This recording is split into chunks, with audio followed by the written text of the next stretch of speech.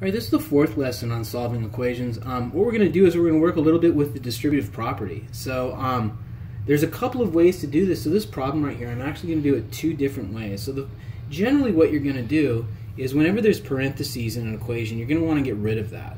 So there's two ways to do it. So the first way is to use what's called the distributive property. Now what I do is when I do it, I put these little arrows up top. That helps me not forget to make sure that I multiply this -8 here by both of the things inside the parentheses. A lot of times kids will forget to multiply the second one. And when you do these little arrows like that, that'll help you not forget. So I do -8 times v, which is -8v. And then -8 times -3, which is plus 24.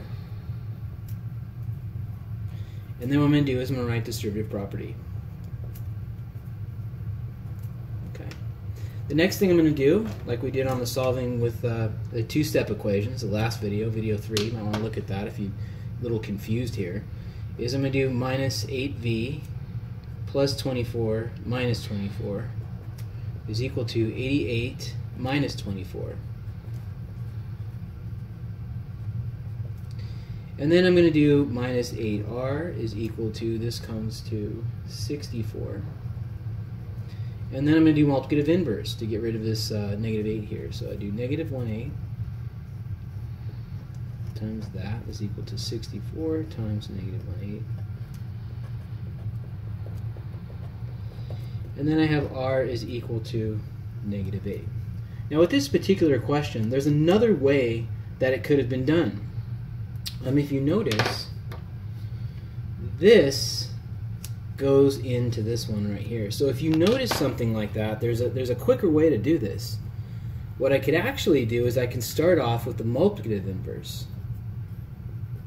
I'll show you how to do that right now. So what I'm going to do is I'm going to target this with -1/8.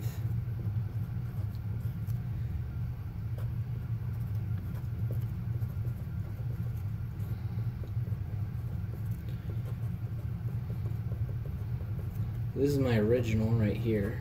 Okay? So what this does is it actually turns this into a 1. That's what the multiplicative inverse does. So this is 1 times whatever's in the parentheses. So what happens is the parentheses disappear. And then over here I have -11.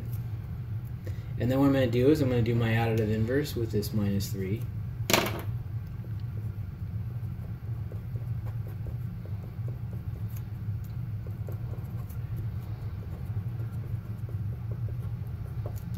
And then I have v is equal to -8. So I get the same answer.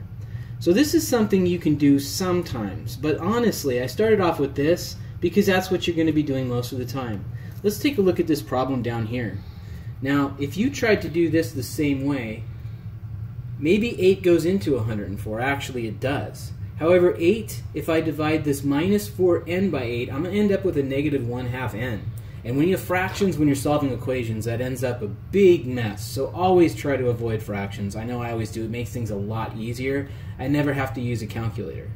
So the point being, unless it's some perfect situation like this, I probably would not do it this way. I probably would always start by doing the distributive property to get rid of the parentheses. And usually when you're out there doing the problems in algebra or in your 8th grade math class, you're going to probably do that about 75% of the time. And then you just write distributive property. Then what I'm going to do is combine like terms. These two are the same type of thing. So 16n minus 4n is 12n.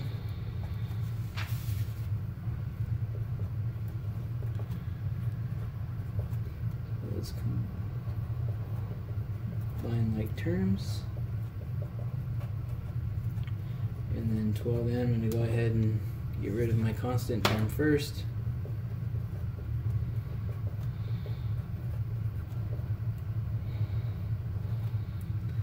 That's the additive inverse.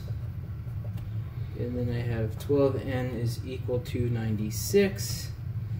And then 1/12 times 12n equal to 96 times 1/12. So 1/12 of 96 is n is equal to 8, and then I'm done.